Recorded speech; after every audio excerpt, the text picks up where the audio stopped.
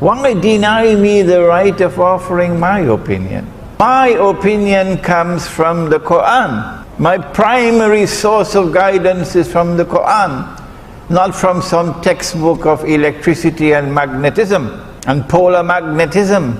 The Quran tells me that the sun rises from the east, and I gather that in Malaysia it also rises in the east. And the Quran tells me that Allah's creation does not change. And so I have chosen to understand the hadith, not literally, but symbolically, that something is going to happen which would symbolize.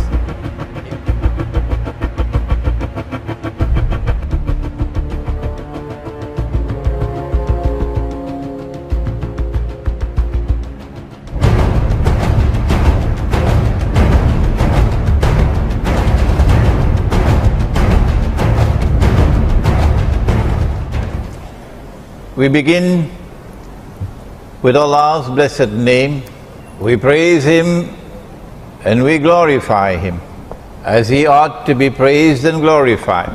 And we pray for peace and for blessings on all His noble messengers, and in particular on the last of them all, the blessed Prophet Muhammad sallallahu ta'ala alayhi wasallam. Brothers and sisters in Islam, here at Masjid Darul Ihsan in Subang Jaya in Kuala Lumpur. Assalamu alaikum wa rahmatullahi wa barakatuh. Our topic tonight is a fascinating one that will arouse and arrest attention, one that is very pertinent for the time in which we now live. It is Imam Al-Mahdi and the end time. Let us begin with that hadith with which you are all familiar. You know which one? The 10 major signs of the last day. And if you have not memorized it as yet, I suggest that you memorize it before you leave the masjid tonight. The companions of the Prophet ﷺ were sitting, talking amongst themselves, when the Messenger of Allah ﷺ came and asked, "What are you talking about?"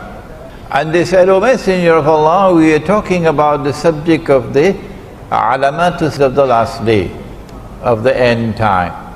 And then he said, as only a prophet could say, the last day would not come until, and then he mentioned 10 signs. These have come to be known as the major signs. I don't know who coined that term, but there are many, many others beside these 10. For example, next you go to KLCC, you'll see some of these. He said that the naked, barefooted shepherds, they don't like this language at all. The naked, barefooted shepherds will be competing with each other in the construction of tall buildings. In other words, an age will come when men will measure progress, not by how faithful you are to Allah and His Messenger, not whether you are following Muhammad alayhi salatu wasalam or following Dajjal. No, they will measure progress by how tall a building we can build. Let those who have eyes open their eyes and see, and those who have hearts use their hearts to understand. He said that women would be dressed and would yet be naked. And so next time you go out and you see them like that, your heart should shiver with fear. How did he know it? 1400 years ago in the desert, a man who never traveled the world, how did he know that an age will come when women will abandon the hijab? How did he know that women would be dressed and yet be naked? And there are so many more. But tonight we return to those 10 which are known as the major signs. Number 1, and they have not been given in the chronological sequence in which they will occur. No. Number one, the false Messiah. And number two, Gog and Magog, and I have just written a book on Gog and Magog. It's the last book I wrote, an Islamic view of Gog and Magog in the modern world, and I want someone, tonight I'm asking you, to translate this to Bahasa. Come on, somebody. Number three, the return of the son of Mary, Ibn Maryam. And so when that fellow in a place called Qadian in India declared that he was the fulfillment of this prophecy of the return of the son of Mary, the true Messiah. You know which one I'm talking about? A man named Mirza Ghulam Ahmad, founder of the Ahmadiyya movement, with which Washington is so much in love, and London is so much in love, and Jerusalem is so much in love today. When he declared that he is the fulfillment of that prophecy of the return of the son of Mary, we say to him, and I don't know why he runs away when we ask the question, how come you are the son of a Punjabi woman? Number four, Dukhan, smoke. And if you read this book on Gog and Magog, I have offered an opinion. And let me repeat it one more time. When Imran gives an opinion, never accept that opinion unless and until you are convinced that it is correct. But I have the right to offer an opinion, provided that I recognize that only Allah does not make mistakes. So we say, Allahu Alam, Allah knows best. That this dukhan or smoke is coming maybe 20, 25 years from now, when the cataclysmic clash with nuclear weapons occurs between Gog and Magog, between the American-led alliance and the Russian-led alliance. And you don't need a PhD in international relations to know that we are moving towards that clash. Thousands of nuclear weapons exploding. Can you imagine the clouds? The mushroom clouds? Number five, Dabbatul Ard, or the beast of the land, is material universe. Ard is the earth, Ard is the land. For example, the Holy Land. That beast is already here. It's the state of Israel. And Allah knows best. Number six, that the sun would rise from the west. I have given my opinion. And I have the right to give my opinion. Even if 999 differ with me, that's their right. Why deny me the right of offering my opinion? My opinion comes from the Quran. My primary source of guidance is from the Quran, not from some textbook of electricity and magnetism and polar magnetism.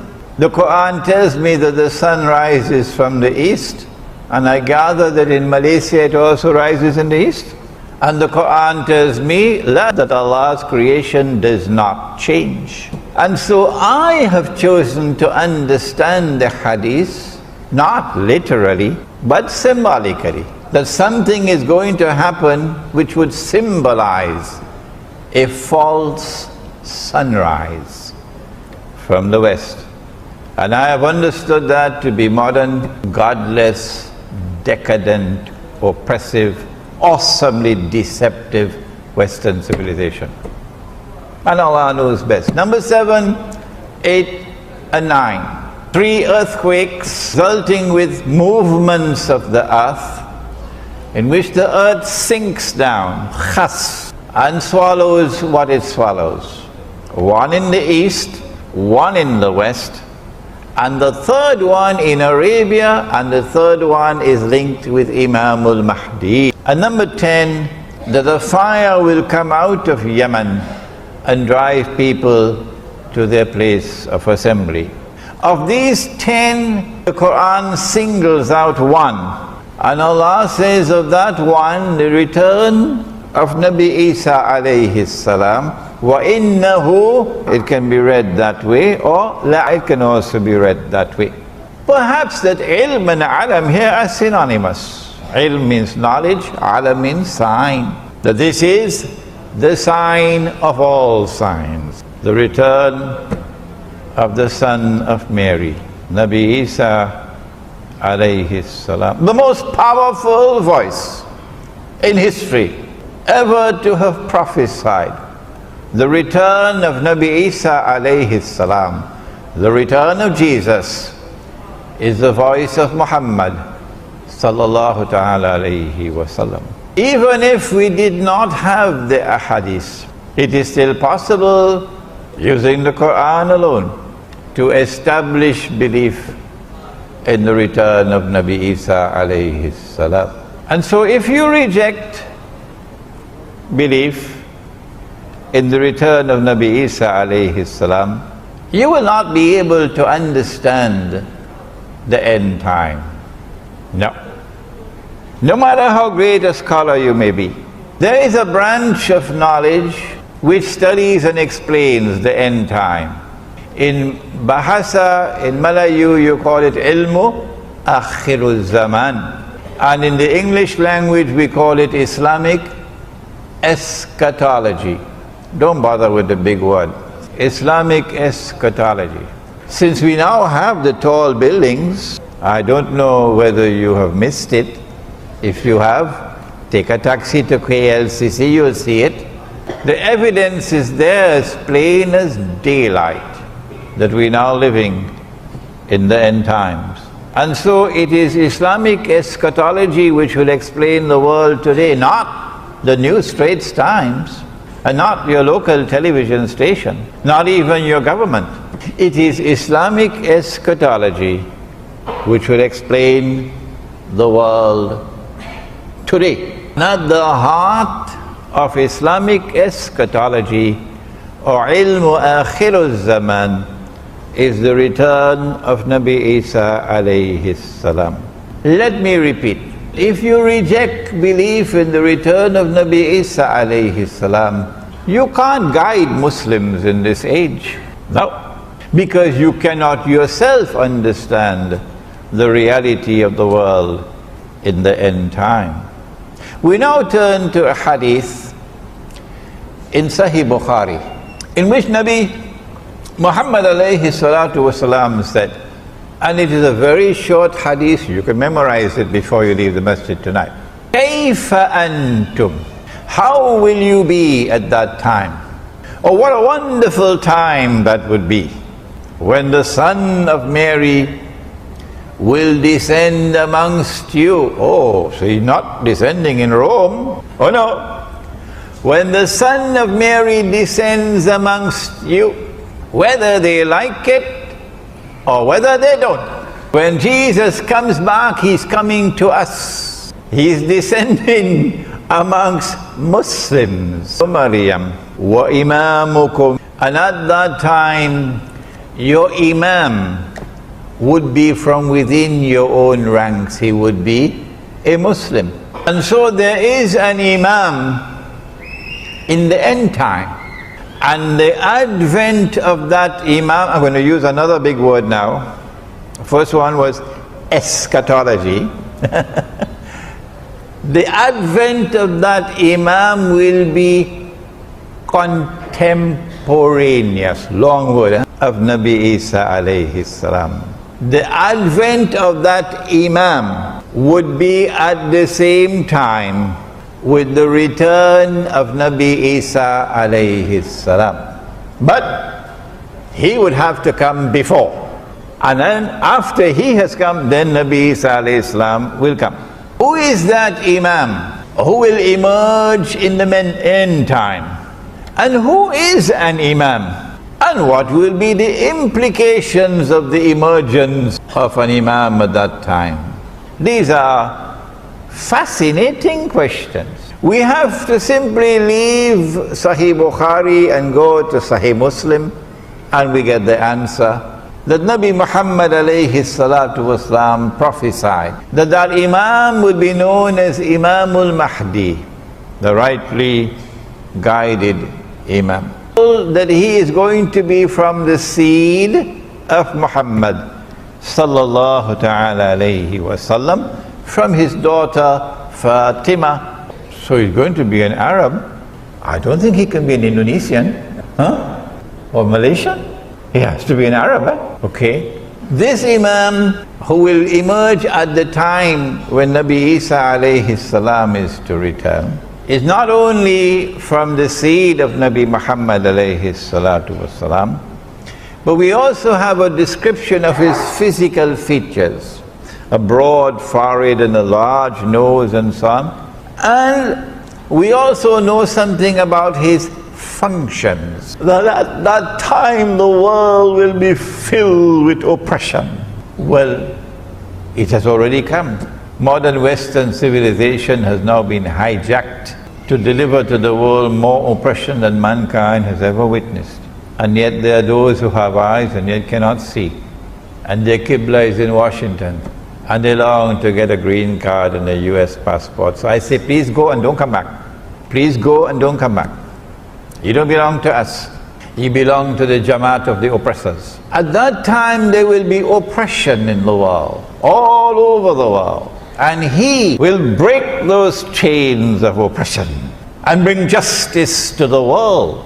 So this is going to be a revolutionary change to transform a world filled with oppression to a world of justice and of peace.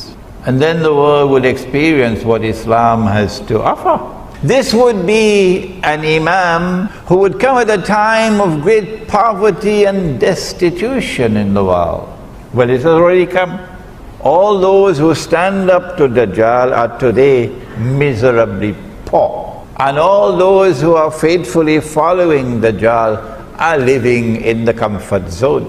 That's what the Prophet prophesied. He's going to share wealth to the people. Would it be US dollars?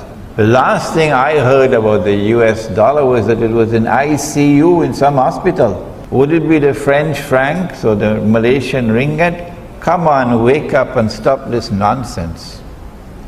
Stop this nonsense. If you did not know it before, maybe tonight you should start to learn.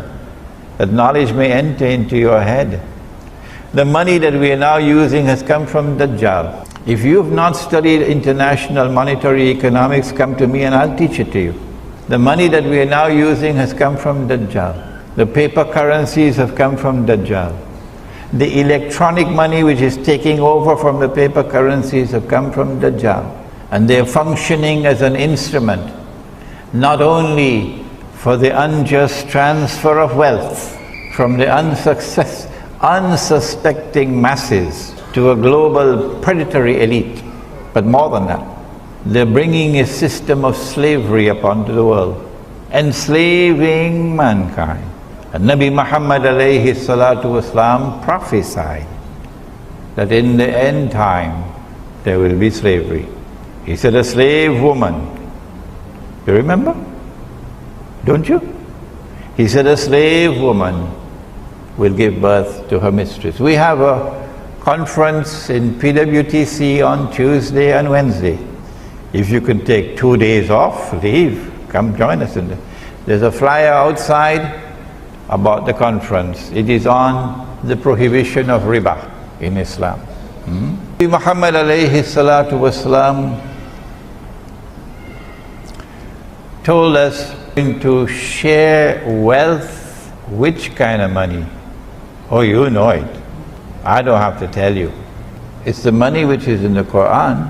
When last did you open the Quran and look in the Quran to see whether there's money in the Quran? Is the dinar in the Quran? Yes, it is. Is the dirham in the Quran? Yes, it is. That's bad news for some of you who have neglected the Quran. And so he's going to share dinar and dirham, money that Allah ordained to be used as money. And if we had been using that money, Indonesia would not be miserably poor today. And Egypt would not be miserably poor today. And Bangladesh and Pakistan and Afghanistan would not be miserably poor today. And Africa would not be miserably poor today. He will share that money to such an extent that no one would be willing to accept zakat. What a world that is going to be tomorrow. This Imam is called Imam, but the word Imam here is synonymous with Amir or leader. So he is not only Imam al-Mahdi, he is Amir al-Mu'mineen, the leader of the believers. So would he be the head of the Egyptian Muslims alone? And you have another one for the Malay, another one for the Indonesians? Huh? Or is he going to be the leader of all Muslims? Come on, answer me today. Answer me today. You know, he prophesied about the end time, that knowledge will disappear. Knowledge will disappear. And here's the evidence. He is going to be Amirul Mu'min. So then what are you going to do with your Egyptian citizenship and your Egyptian passport? I don't want to go further than that. What are you going to do with your constitution of Egypt and your Syrian constitution and your pledge of loyalty to this state? Huh? What are you going to do? I know what we are going to do. We never gave up in our heart. We never gave up in our hearts loyalty to the Imam and to the Amir. No, we never gave it up, because we never accepted the substitute. And we will never accept the substitute. He's also known not only as Imam, not only as Amir al-Mu'mineen, but also as Khalifa.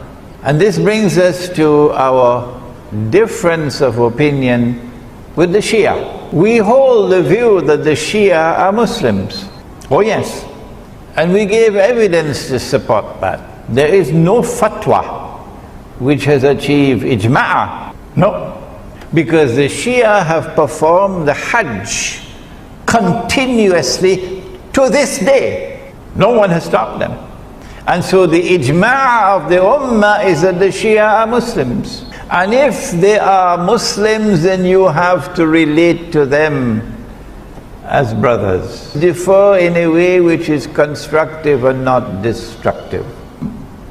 We say that the first Amir, the first Imam, the first Khalifa was Abu Bakr Siddiq radiallahu ta'ala. And then after him was Umar Farooq radiallahu ta'ala anhu. And after him was Uthman Ghani radiallahu ta'ala anhu. And after him was Ali radiallahu ta'ala anhu, Ali ibn Abi Talib. And we have said, and we have not spoken with hostility and bitterness and enmity. We have spoken with sadness in our hearts. That if you declare of Abu Bakr Siddiq radiallahu, that he was a usurper who stole somebody else's positions, we say that you are misguided. If you're annoyed with us, what can we do? But facts are facts. And we say that if you say that was also a usurper, we say that's double misguidance. And if you compound that by saying that Uthman was also misguided, we say, come on, it's time to wake up from your sleep. And we're not speaking these words with bitterness and with anger and with hostility. We're speaking these words with sadness. And it's because we call them the khulafa that we say that the Imam who is to come will also be Khalifa.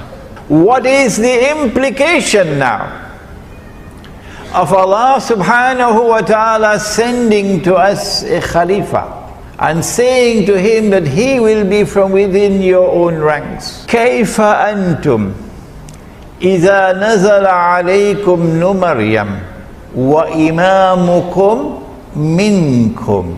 And your Imam will now be from within your own ranks. Very clearly to me, this hadith is anticipating a time will come when we will no longer have Khilafah. No, that we will be ruled by those who are not Muslims. There is no authentic Islamic rule anywhere in the world today, because those who rule us are not Muslims. Where's the evidence? When last did you take up the Charter of the United Nations Organization? And if you are in Iran and you listen to this lecture, I'm talking to you. I'm talking to you. Take up the Charter of the United Nations Organization and open it and read. I believe it is 24 and 25. But I can be mistaken. I've been traveling for 5 months now, so I can make mistakes. It could be 24 and 25 or 25 and 26. Where the Charter of the United Nations says, in effect, In all matters pertaining to international peace and security, Allah is not Al-Akbar. No. The Security Council of the United Nations is Al-Akbar, meaning there is no authority above it. That is shirk. So once you are a member of the United Nations organization, your Amir al-Mu'mineen, your Khalifa, your leader, your ruler, ultimate ruler is the Security Council of the United Nations. And so you can call yourself an Islamic Republic, like Pakistan used to do before it became an American Republic. And I don't say this to ridicule the Pakistani people, because I studied in Pakistan. And my heart beats with the people of Pakistan who are imprisoned in Pakistan, because they don't have the freedom to choose their own leader. Their leader is chosen in Washington by the Zionists. And so a time is going to come when we will be ruled by those who are not from within our own ranks. So you had Amirul Mu'min. But that's not going to last forever. No. When Imam al-Mahdi comes, that's goodbye to the substitute that they gave us for the Khilafah. Dajjal gave us the modern secular state. And the modern secular state has replaced the Khilafah. And all of mankind, illa masha'Allah, have pledged their allegiance to the modern secular state, loyal to the modern secular state and to its constitution. And as a consequence have said goodbye to Allah and to the Khilafah. But you and I have not done that. In our hearts we are faithful to Allah and to His Messenger. And in our hearts we are faithful to Islam's model of a political state, the Khilafah. And in our hearts we long for that day when the Imam will emerge and the Khilafah will be restored. Is it possible for the Khilafah to be restored before the Imam emerges? There is a hadith in Sahih Muslim that a Khalifa will die and there will be disagreement concerning succession. I think you already guessed who it's going to be. There will be disagreement concerning succession. And then a man will emerge out of Medina. Remember Medina, not Jakarta, Medina. And he will hurry to Mecca. And the people of Mecca will come out to him and urge him and try to force him to accept the bay'ah. No. We have a problem here. We have heard this word for years and years and years and years. The word bay'ah has been put in something called the cold storage. So we've got to go to the cold storage now and pull it out. What is this bay'ah? It is the pledge of allegiance which legitimizes the rule of the Khalifa. That is bay'ah. And it is an institution that is located in the Quran and in the Sunnah of Nabi Muhammad alayhi salatu wasalam. When he accepts the bay'ah, at that time he will confirm and proclaim himself to be Imam al-Mahdi. Now then, I made this comment, and I did not make this comment in any disrespectful way. No. I was merely speaking facts. And if Imran is not allowed to speak facts, what should he talk about? I said that Mecca has never been a Shia city. Is that true or is that false? Tell me. I never said that there are no Shia in Saudi Arabia, and now you come to hit me with a left uppercut for something I never said. Please have some respect for your own intellect and don't quote people wrongly. What I said is that Mecca has never been a Shia city. Is that true or is that false? There is nothing to suggest to us that that situation will change in the future and that Mecca will transform itself and become a Shia city. There is no evidence to support that. And therefore we ask, how can a people of Mecca who are not Shia, how can they go out and pledge allegiance to a Shia? If you have an answer, I'd be happy to get the answer. You can send me an email. And I am not wearing any boxing gloves. No, this is not the age for that. This is a reasoned discourse that is being presented tonight. And so I conclude that the Imam cannot be Shia. This is my conclusion. If you differ with me, that does not mean that we should have boxing gloves fighting each other. No. Now then, the argument is raised that because the Prophet ﷺ used the word Khalifa, a Khalifa will die. The implication is that the Khilafah will be restored before the advent of Imam Al-Mahdi. But have you forgotten that hadith with which we began? Why should the Prophet say to us that this Imam will be from your own ranks when we already have the Khilafah? It has already been restored and our Imams are already from our own ranks. Why should he say that? My understanding is that the hadith is clear that prior to the advent of Imam al-Mahdi, it is not possible to restore the Khilafah. No. And therefore, when the word Khalifa is used, a Khalifa will die. The Prophet ﷺ is referring to a Muslim ruler. Who could it be? Oh, the answer is clear. It has to be a Saudi king. We could have 5,000 princes out there waiting, struggling, fighting to take over. And there's already sufficient evidence of internal conflicts and rivalries within the big Saudi clan. So, a Saudi king will die. It can't be Fahad because he's already dead. Would it be Abdullah? I don't think so. And I'll let you know why in a moment. When that Saudi king dies and there is disagreement concerning succession, it is at that time that Allah will send the Imam. Is the Imam born already? This is not arrogance on my part. No. When I say, I don't know and I don't want to know. So please don't send me emails asking me whether the Imam has been born already.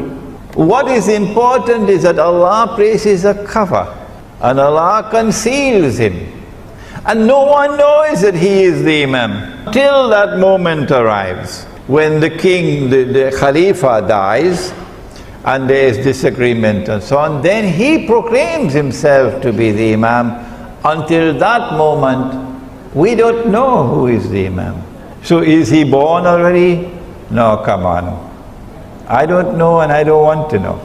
Having disposed of these questions, now what are the implications of the advent of the Imam? The first and major implication of the advent of the Imam is that the substitute that Dajjal had created to replace the Khilafah, that substitute, your modern state, will now return to the garbage bin of history from where it came out in the first place. Why do I use such harsh language? What is the Khilafah state? The Khilafah state is a state established for the first time by Nabi Dawood alayhi salam in the Holy Land, the holy state of Israel, restored in Medina by Nabi Muhammad alayhi salatu wasalam. The Khilafah state is a state which recognizes Allah subhanahu wa ta'ala as Al-Malik. Al-Malik. They translate Al-Malik as the king, whereas in political terminology it should be translated as a sovereign. So sovereignty in the Khilafah state resides with Allah. The modern secular state which came from Dajjal says no. No, Allah is not Al-Malik. Sovereignty does not reside with Allah. Sovereignty resides with the state. The state is sovereign. The people are sovereign, not the Lord who created them. You don't need a PhD to understand that that is shirk. And that's the one sin that Allah will never forgive. For those of us who just have a few steps left before the grave, it's a wake-up call for us to make tawbah before it's too late. The Khilafah state recognizes Allah's authority as supreme. He is Al-Akbar. The modern secular state says no, the authority of the state is supreme. There is no authority above the state. And the states are all organized under the United Nations organization. And the United Nations organization has as its top the Security Council. And the authority of the Security Council of the United Nations is Al-Akbar, not Allah. Dajjal created that. And instead of worshipping Allah, we are worshipping Dajjal. The Khilafah state says that Allah is Al-Hakam, the supreme lawmaker. His law is the supreme law. And when He says haram, no one can make it halal. And when He says halal, no one can make it haram. And in Surah At-Tawbah, there is a verse of the Quran which declares that to be shirk, to legalize and make legal what Allah has made haram. That is shirk. The modern secular state says no, Allah is not Al-Hakam. Parliament is Al-Hakam. Parliament makes the law. And the law that comes from Parliament and the law that comes from the United Nations is the supreme law. The modern secular state says more than that. If I am wrong, would you kindly correct me? The modern secular state says that Allah can make it haram, but we can make it halal. And everything, or almost everything, because we have not reached New York as yet. In New York, they now legalize the marriage of a man with a man. In New York, they have now legalized the marriage of a man with a man, and yet you want to become an American citizen, eh? So go and stay there and never come back. Those are your people, not ours. The modern secular state says Allah can make it haram, but we can legalize it. Shall I give you some examples? Would you be interested? Yes. Did you know that Allah prohibited money being lent on interest? Did you know that? Huh? You know that? And did you know that Allah has declared war on the money lender lending money on interest? Did you know that? And did you know that Nabi Muhammad alayhi salatu wasalam has cursed all four and declared that they are all equally guilty? The one who takes riba, the one who gives riba, the one who records the transaction, and the two witnesses. Did you know that he said that riba is constituted of 70 different parts? Hadith of Ibn Majah. That riba is constituted of 70 different parts, and the smallest part of riba is equivalent to a man marrying his own mother.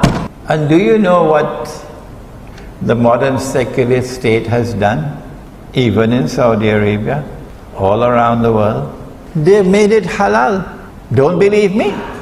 There's something called a bank outside there in Subang Jaya. Go and ask them whether they lend money on interest. Ask them whether it is haram or halal in Malaysia to lend money on interest. Go and ask them. I can go on and on and on and on. This is a substitute for the Khilafah. But let me say something more.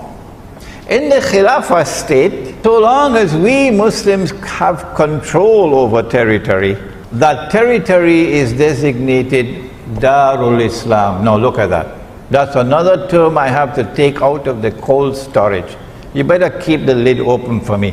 Darul Islam. And in Darul Islam, every Muslim has the right to enter. All that you have to do is to declare La ilaha, and you have the right to enter. You don't need a visa. In Darul Islam, every Muslim has the right to enter. You don't need a visa. So Indonesia is 90-something% Muslim. So I go to Indonesia, I present myself before the immigration officer, I raise my hands, the immigration officer looks at me. Where has this fellow come from? He says, where is your visa? Show me your visa. La ilaha illallah Muhammad Rasulullah can't work here. Are you understanding the situation? In Darul Islam, every Muslim has the right to reside. You don't need a PR, it's called, permanent residence, PR. Huh? Very difficult, PR. No. Once you're a Muslim, you have the right to reside. In Darul Islam, every Muslim has the right to seek his livelihood. You don't need a work permit. I told you, he said, that in the end times, knowledge will disappear. This knowledge has disappeared to such an extent that now some people cannot even digest it. They don't agree with it. No. In Darul Islam, every Muslim has the right to participate in the political process. The political process in Islam is called shura, on the basis of equality with all other Muslims. You don't need citizenship. This is Darul Islam. That substitute has divided us, broken up Darul Islam, and replaced it with something that is very bad. Let me use a soft language. Very bad. Very bad. And so in 1988, when I came to Malaysia for the first time, I was the principal of the Alimia Institute of Islamic Studies in Pakistan. And the Muslim, what is it called? An Islamic organization in England, Muslim Institute for Research and Planning, founded by our dear brother Dr. Karim Siddiqui rahimahullah. May Allah have mercy on the soul of our dear brother. The Muslim Institute in London and Party Islam in Malaysia combined to organize a seminar on Hajj.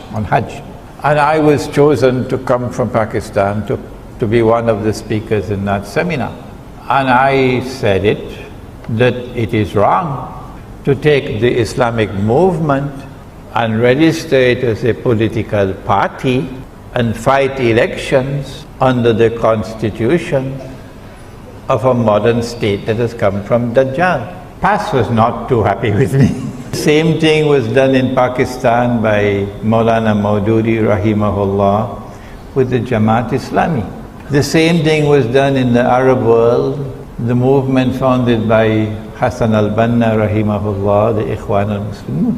That you take the Islamic movement, you register it as a political party, and you fight in elections under a constitution of a state created by Dajjal, built on the foundations of shirk. That is not the Sunnah. Well then what is the Sunnah? And what is the guidance from the Quran? When you studied this book on Gog and Magog, when you studied Ilmu Akhirul Zaman, Islamic eschatology, and my book entitled Jerusalem in the Quran, most of you probably already read this book. It was written 10 years ago. It qualifies as the textbook on Islamic eschatology, and we now have it in Bahasa. We have it in Bahasa outside. When you study the subject of Ilmu Akhirul Zaman, then you understand that the proper response to Dajjal, Dajjal's money, Dajjal's economy based on Riba, Dajjal's political system based on the modern secular state and its shirk, and the Security Council of the United Nations as Al-Akbar, the proper response is to flee from Dajjal, to flee from Dajjal, and to try to restore the micro-khilafah wherever you can. Until the time comes when the macro-khilafah can be restored, when Imam Al-Mahdi comes. That micro-khilafah I have described as the Muslim kampung, the Muslim, and I know that I'm out of Dajjal's reach when I go to a kampung where I cannot use a cell phone. Now I know I'm out of his reach. Over there we will try as best as we can to restore dinar and dirham as money in the market. And we will not use this bogus and fraudulent and utterly haram paper and electronic money. In that kampung we'll try to restore the Amir and the Bay'ah, and we will refuse to give our allegiance to the modern secular state. And we say this is micro khilafah, waiting for macro khilafah when Imam al-Mahdi comes. This is not a place where you will be opting out of jihad. Oh no. That the baby boys who are born in this kampung will fight better on the battlefield from Khorasan, the Muslim army that will liberate the Holy Land. The baby boys born in this kampung will fight like lions, much better than yours from KLCC. So the Muslim kampung is not a place to go and sleep. Now then, we come to a very unfortunate event. One of the outstanding scholars of this age, and now my remarks are directed particularly to Pakistan. One of the outstanding Islamic scholars of this age was a man named Dr. Muhammad Iqbal. I recognize him as a great scholar, and I recognize him as a great poet. Unfortunately, my knowledge of the Farsi language and the Urdu language is not good enough to appreciate the beauty of his poetry. But I don't have any problems with his poetry. What the problem that I have is with what he has written in the English language. And I have more than a passing acquaintance with the English language.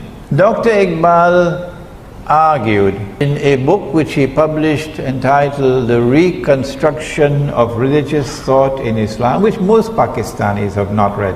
And those who do try to read it probably give up before they finish 2 or 3 pages, because you need a whole bottle of Tylenol tablets for headache. Iqbal is writing pure philosophy.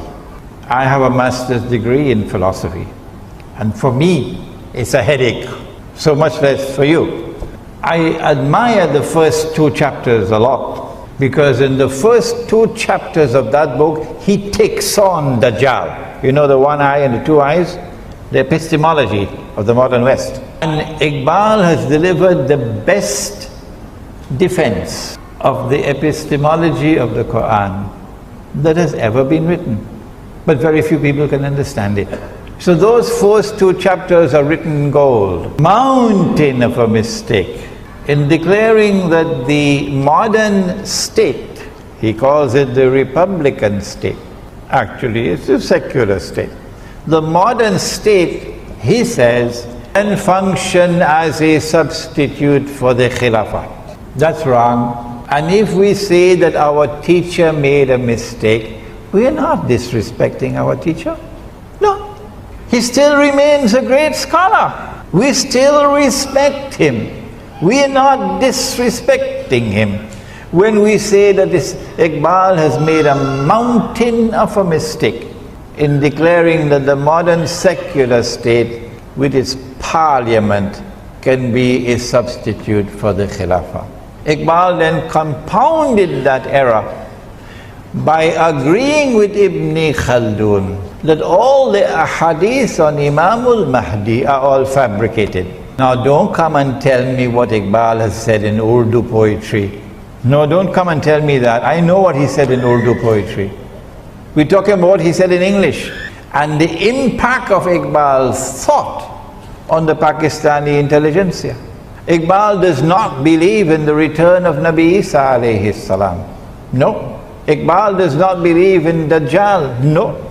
I ask you, how can you beat the drums of Iqbal in Pakistan today to extricate Pakistan from the mess in which it is? He is not the answer. Yes, there is much we can learn from him. Yes, Iqbal can inspire our people with his Urdu verse. But Iqbal in English is not the guide to take the Pakistani people out of the awesome predicament in which they are.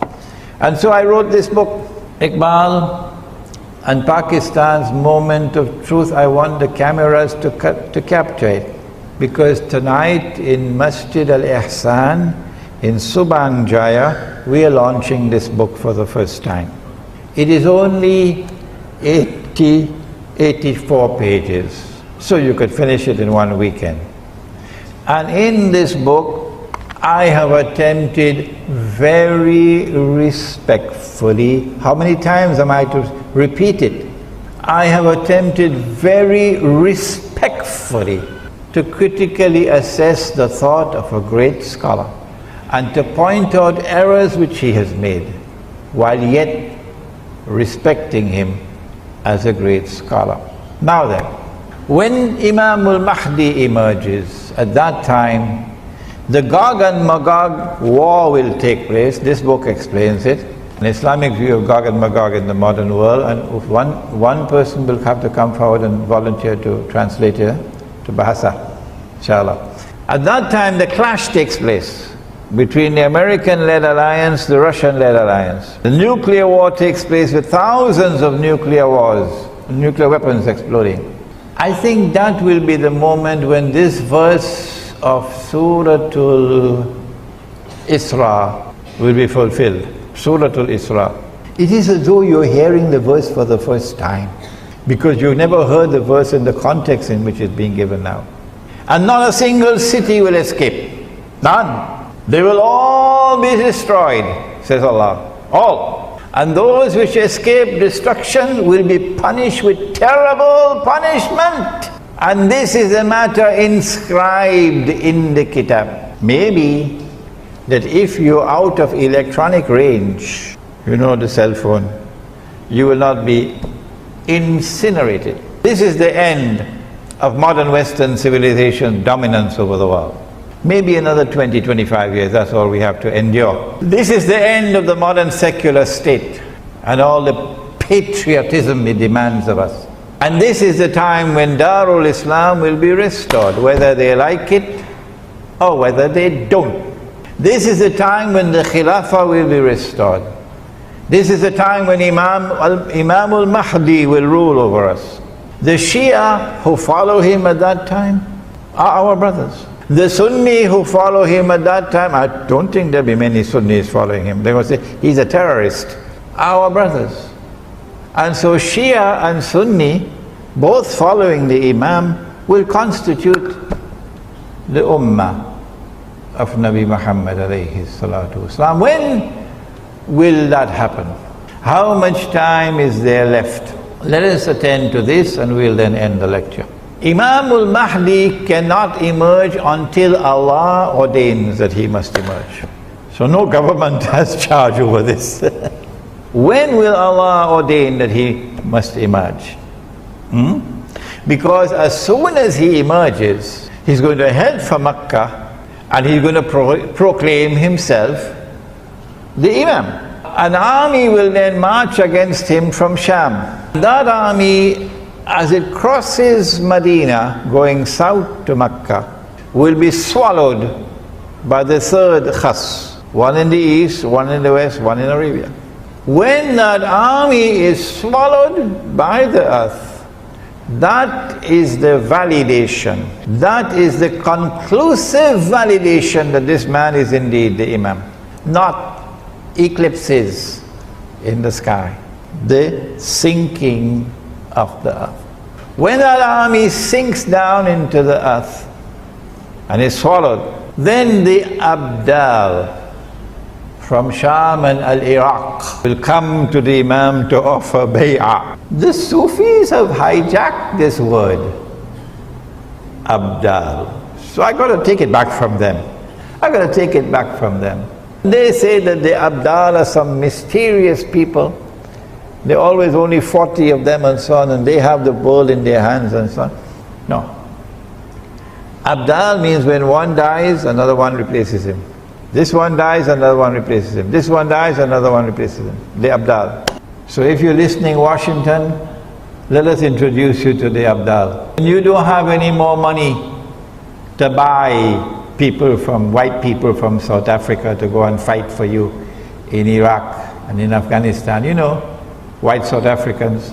When you have no more money to offer bribes of green card and citizenship to get people to go and join the American army, to go and kill Muslims. You're running out of soldiers. I want you to know, Washington, that we will never run out.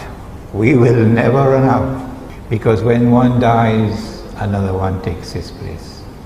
And when he dies, another one takes his place. These are the words of Muhammad alayhi salatu wasalam. These are the Abdal. They are the Mujahideen, waging a just struggle for liberation from oppression and liberation from occupation of the land. They will now come to give the bay'ah to Imam al-Mahdi.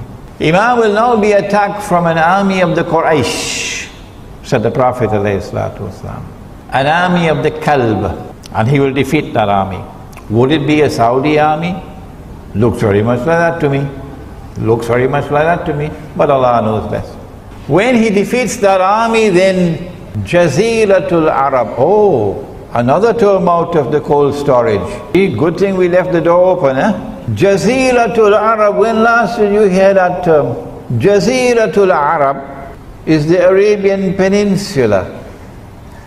Today it has been hijacked, and there is an obnoxious name called the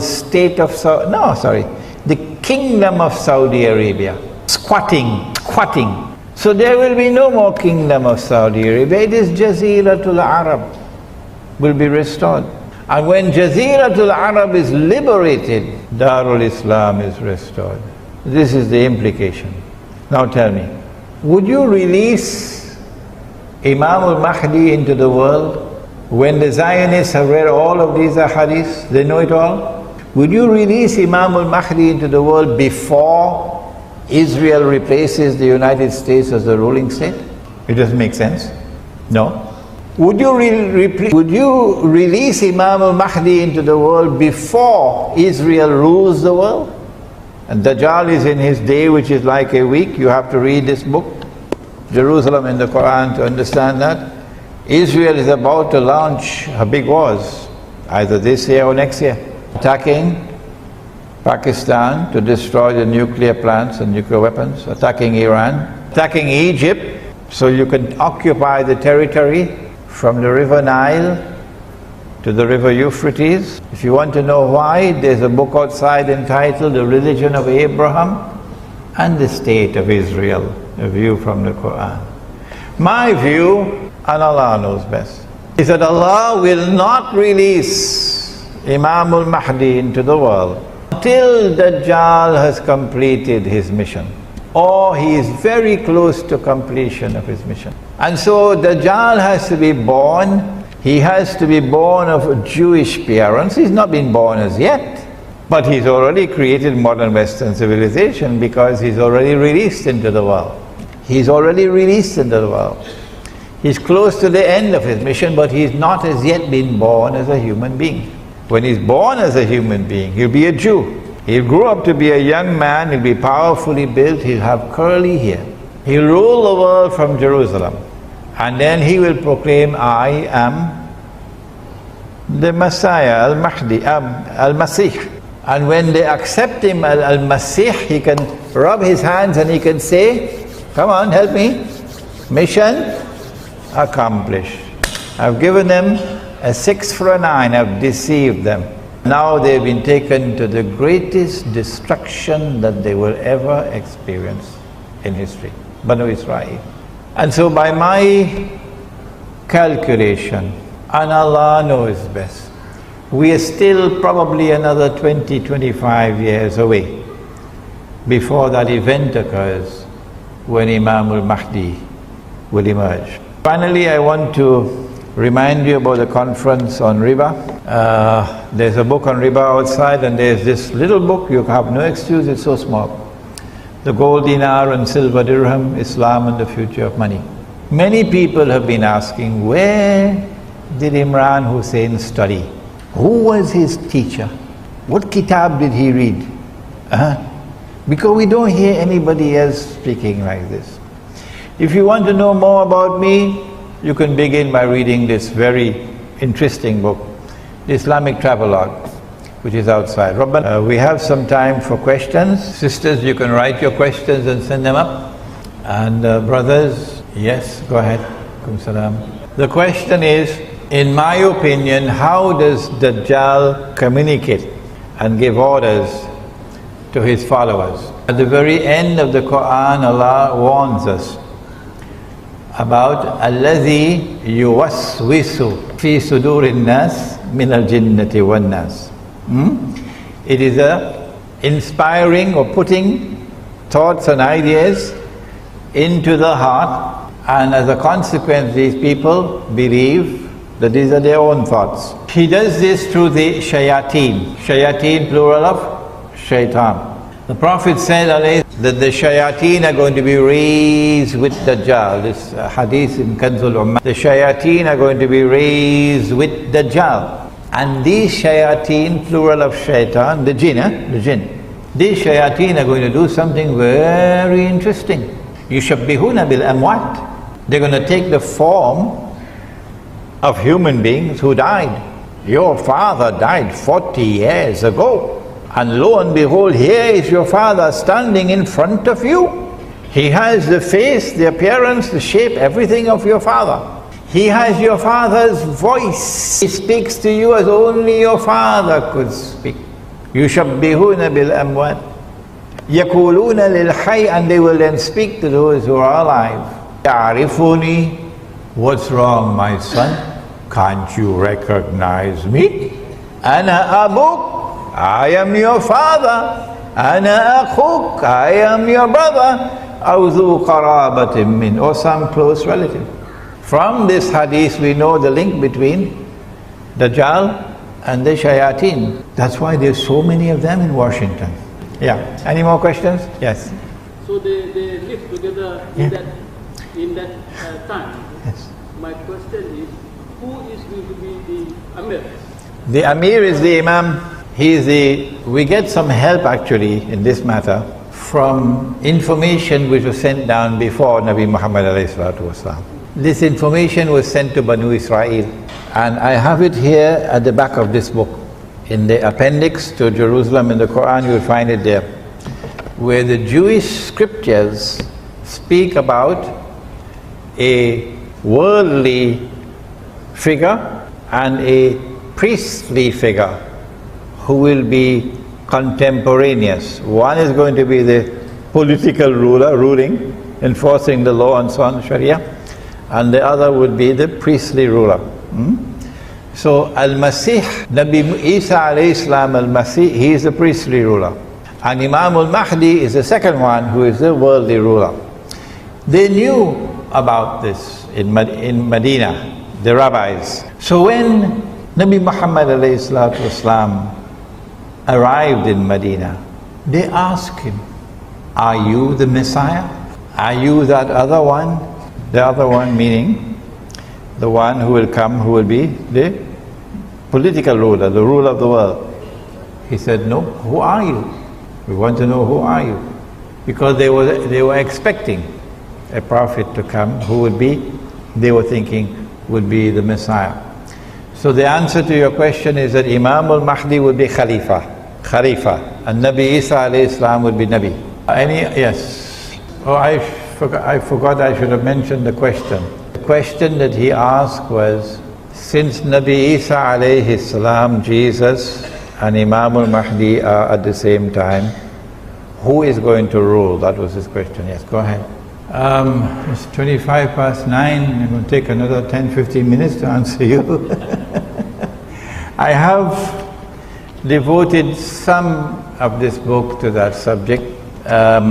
He's asking about the hadith of Tamim ad-Dari in Sahih Muslim, in which the Prophet ﷺ narrated an event which he heard from Tamim ad-Dari, where they went on an island and they met Dajjal. And he is saying that, well, there is the other hadith you quoted that he will be born. He's not yet born, and he'll be a Jew. So how could they meet him when he's not as yet born? Those who have read this book would know how to answer that question. Many of you here present can answer that question. When Dajjal is released, he will live on earth for 40 days.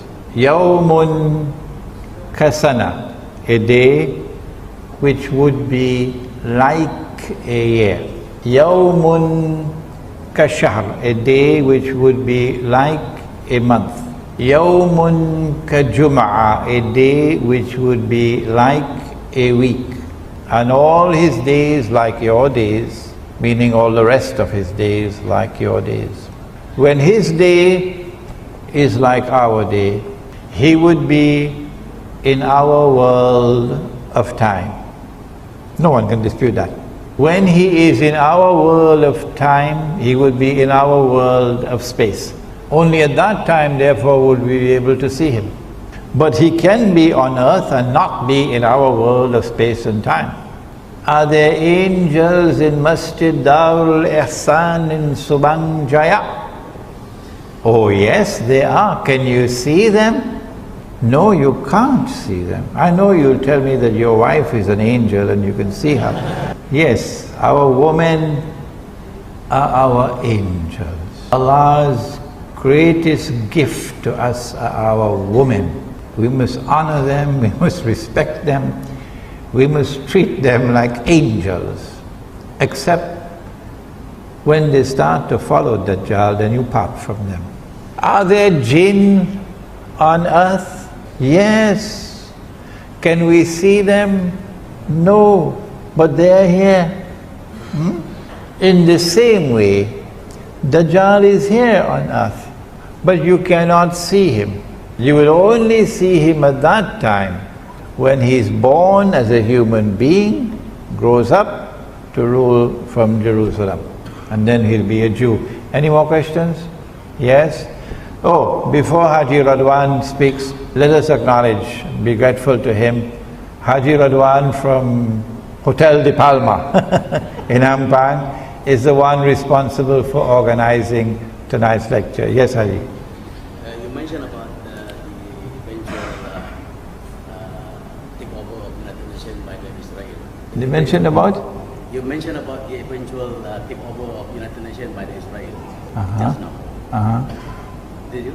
No, I think that the United Nations is going to die like the US dollar. Yeah. I want to get some opinion.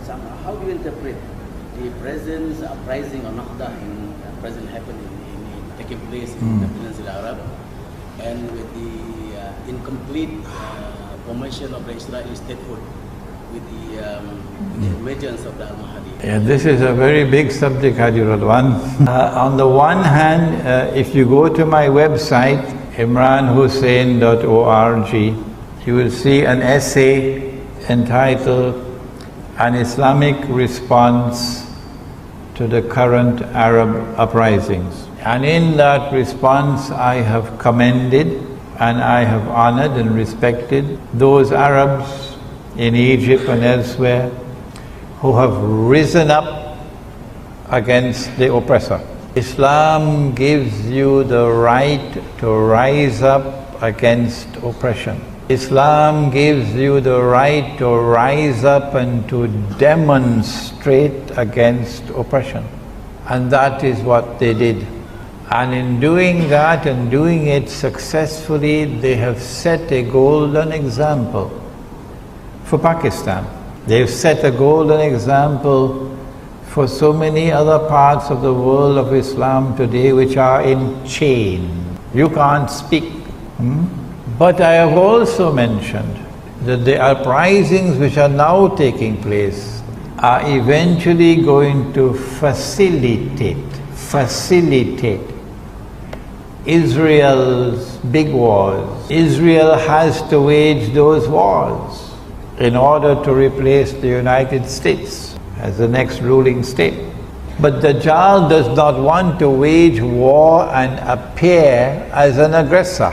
Dajjal wants that Israel should wage her wars and appear to be, we're only defending ourselves. And this thing that is happening now in Egypt and elsewhere, look where it's heading. Elections are going to take place in Egypt later this year, I believe. And you don't need a PhD to know what Washington wants. Washington wants Ikhwan al-Muslimun to win elections. Of course. That's why Washington is talking to them now. And when they win the elections, the trap is set. What are you going to do about Gaza? You cannot be an Islamic government in Egypt and close the barrier, the crossing. You have to support your people in Gaza. And so Israel could start crying out, terrorism, terrorism, terrorism from Egypt. and build the foundations for launching an attack. But there's more to it than that as well. Washington will be going down on its knees to beg Egypt, why don't you enforce the Sharia? Imagine that. Washington going down on its knees to beg Egypt. New York Times appealing to the Egyptian government, would you be so kind as to enforce the Sharia?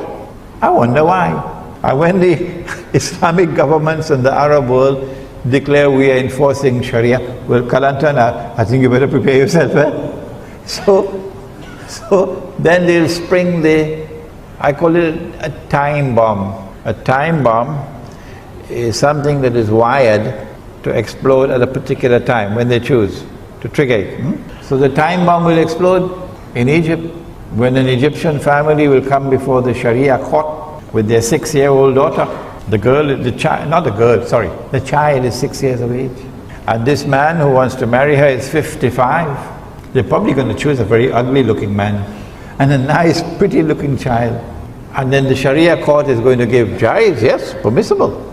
It's permissible in Islam for this marriage to take place. Yeah. And then CNN and CNN's sister, you know the sister?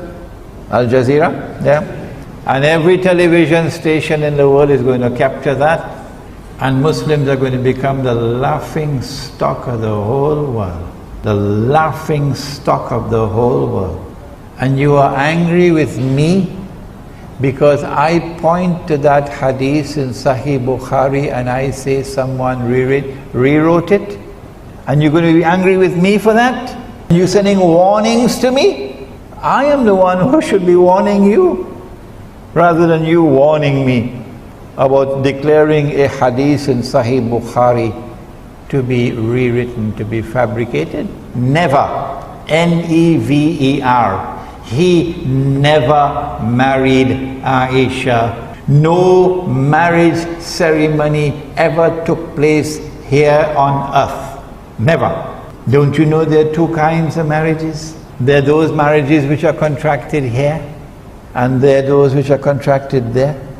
If Allah subhanahu wa ta'ala tells you this is your wife, He has married you there, so you're going to have another marriage ceremony here? Huh? When He has married two of you, you don't have the freedom in the matter to say yes or no.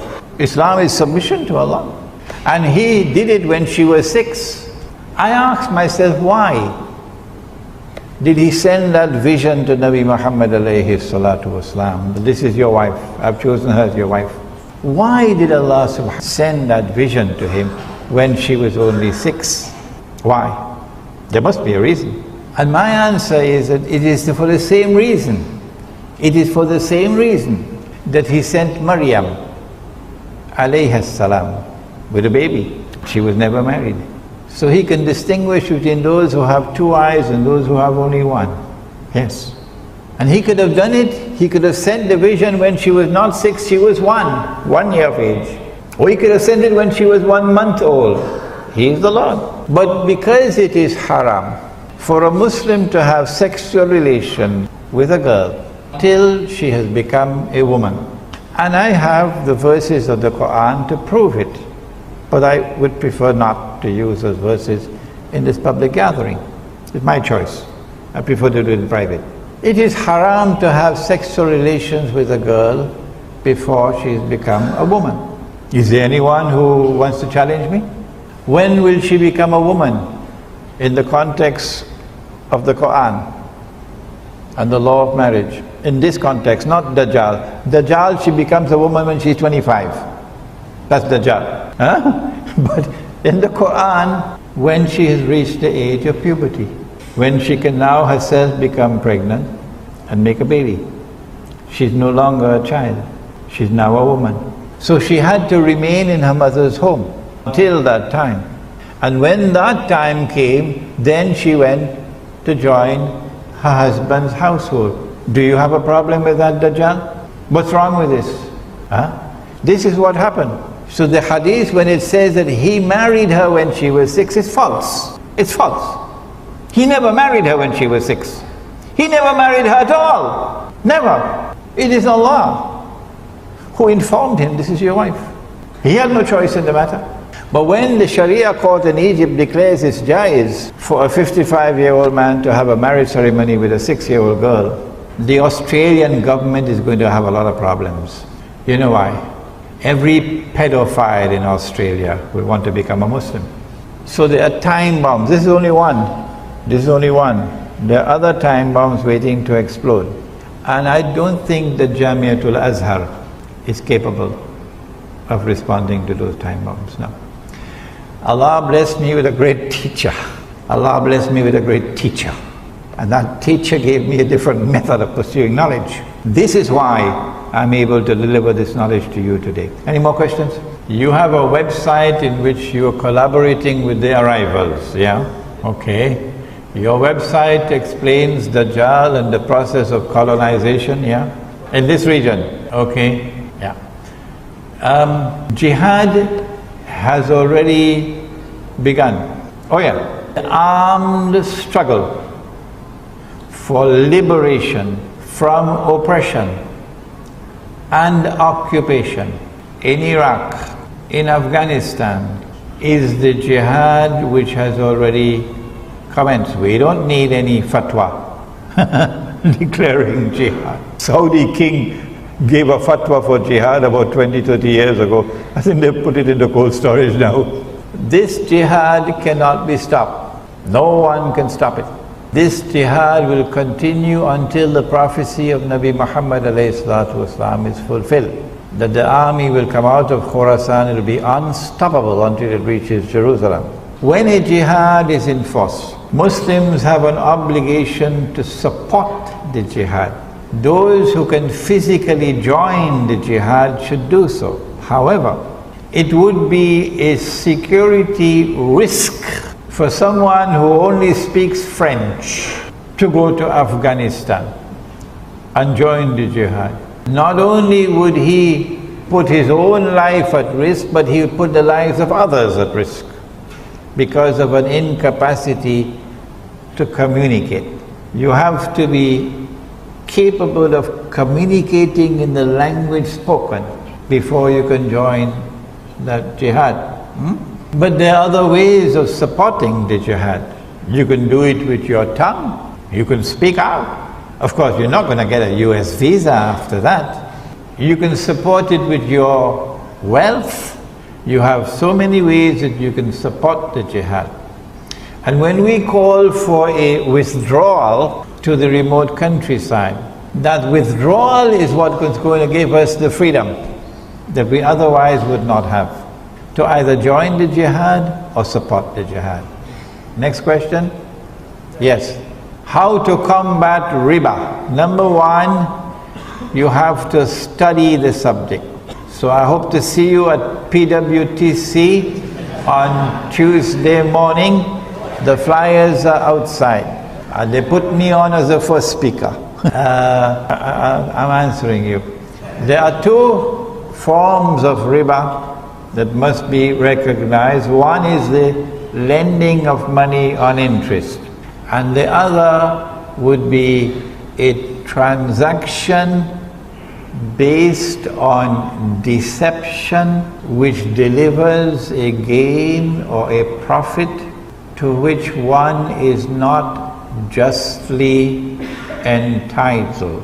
That's the elegant way of describing a rip-off. A rip-off. So this is riba and that is riba.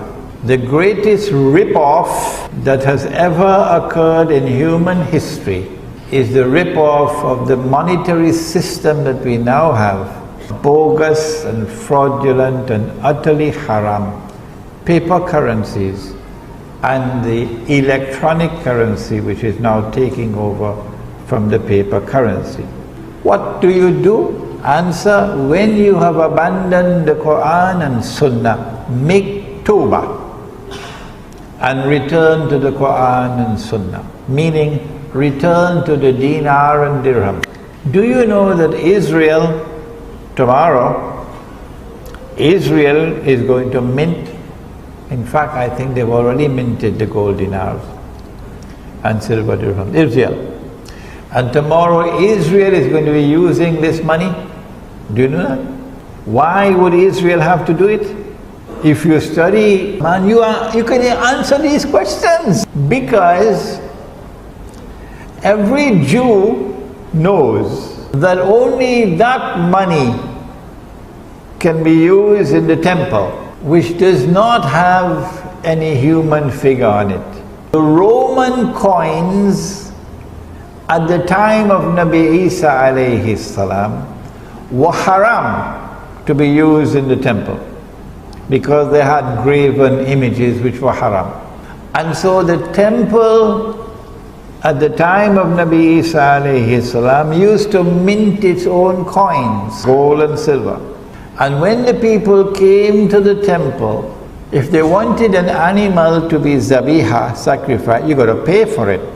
And nobody could sacrifice the animal except the rabbi.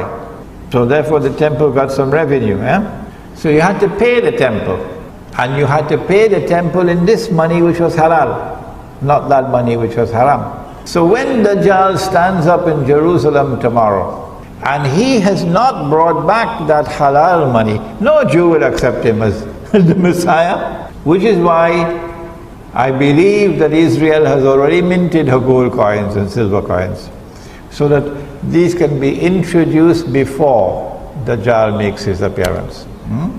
So that's the first thing you can do. Bring back the gold dinar and silver dirham as money. Can you do it in downtown KLCC? I'm not stopping you.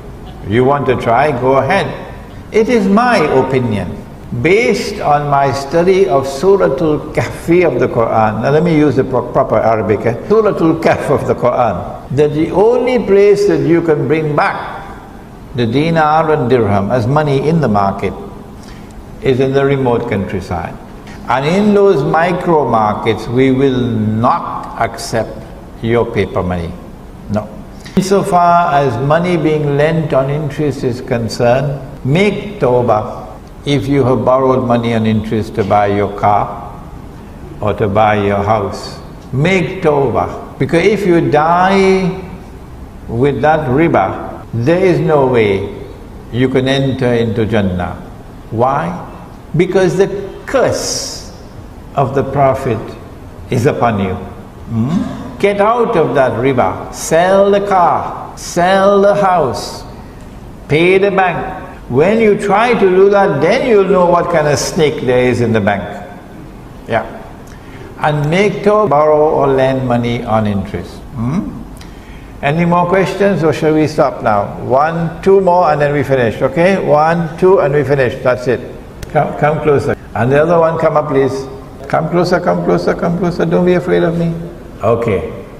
When Israel wages her big wars, would that be the time when Muslims are going to make an alliance with Rome? That's a good question, eh? Nabi Muhammad alayhi salatu wasalam has prophesied that you will make an alliance with Rome. Indeed, there is a surah of the Quran which is entitled Surah Rum. And in that surah, in the first ayah, the first verse, Allah speaks about Rome being defeated. If you believe that the Prophet, that Allah subhanahu wa ta'ala was referring to a city in Italy, you should buy a one-way ticket to Disneyland. Yeah, go to Disneyland and live there, don't come back. That the Quran, when it says that Rome has been defeated, was referring to a city in Italy called Rome? Oh, come on. What kind of scholarship is that? And when the Quran refers to Rome, you translate it as Romans? Is that the correct translation? Romans? Which Dajjal is at work here? Rome in the Quran is easy to identify. It is the Christian Eastern Orthodox Church. The Eastern Orthodox Christian Church, which had established the Byzantine Empire with Constantinople as its capital. That is not Italy. This is Constantinople, which is now in Turkey. Rome is in Italy. You will make an alliance with Rome. Well, the Byzantine Empire has disappeared today, but the Eastern Orthodox Christian Church has not disappeared. The Western Church celebrates Christmas on what day? 25th of December. Does the Eastern Orthodox Christian Church celebrate Christmas on that day? No, not at all. Tabule. It is, I believe, the 9th of January. I may be wrong, maybe the 7th or the 8th. No, I don't think it's the 5th. Anyhow, it's a different day. So where is the Eastern Orthodox Christian Church today, if we want to find room today? Answer, the headquarters is now in Russia. If I am wrong, I invite you to correct me. And so when the Prophet ﷺ said, you will make an alliance with Rome, my answer is, it's going to be an alliance with Russia. If you have a different answer, don't send me an email. Publish your answer, please. Don't send me an email. Publish it and give the proof that Imran Hosein is wrong. I really have difficulties with all the people trying to correct me now with emails. Yes. Next question. Are there any examples of the micro-Muslim villages? There are lots of villages in the Muslim world. Lots of kampung in Malaysia. If you don't believe me, wait for Hari Raya and try to drive on the road. You'll get the evidence. Hari Raya, for those who are listening to the lecture, is Eid al-Fitr, Hari Raya. So what you do is you go to a kampung, go to a village. Don't try to create a new village. No. Go to a village. And in that village, strive and struggle to establish Islam. When the Khilafah was abolished in Istanbul, there was an outstanding Islamic scholar in Turkey. His name was Saeed Nursi, and he was given the title Badi'u Zaman. Saeed Nursi responded to the abolition of the Khilafah by recognizing that this was the work of Gog and Magog. And Saeed Nursi gave the call for 10,000 Muslim villages in the countryside, because he recognized that you could not save the cities. The Turkish people listened to him. Today the cities of Turkey are eating lahmul khinzir, pork, and drinking wine. And the Turkish armed forces are now allies of Israel and a part of NATO. But the Turkish countryside, because of the foresight of Saeed Nursi, has remained firmly Muslim, firmly Muslim. And the Prophet said, alayhi salatu wasalam, that you will conquer Constantinople. The word in the hadith is Constantinople. And because of that hadith, they changed the name of the city. Because of that hadith, they changed the name to Istanbul. I believe it was Islambul, and then it became Istanbul, so that you will lose sight of this hadith. But Muhammad ﷺ referred to that city as Constantinople, and I don't see why I should not do the same. He said that you are going to conquer Constantinople. And he said, what ni'ma hadha al-jaysh, wa ni'ma hadha al-amir. What a wonderful army that would be. And what a wonderful Amir of that army is going to be. When Nabi Muhammad ﷺ made prophecies and predictions of future events, they nearly always pertain to Akhirul Zaman. And so I have come to the conclusion, and Allah knows best, that this hadith prophesying the conquest of Constantinople is a conquest that will occur in Akhirul Zaman. And the purpose of this conquest is to extricate Constantinople from the control of NATO, NATO's control. When that happens, then the Straits, the Bosphorus, will no longer be under NATO control. Then the Russian Navy, with their nuclear-powered submarines, can now leave the Black Sea, pass through the Bosphorus, and enter the Mediterranean Sea. And when that happens, well, Israel, you better watch out.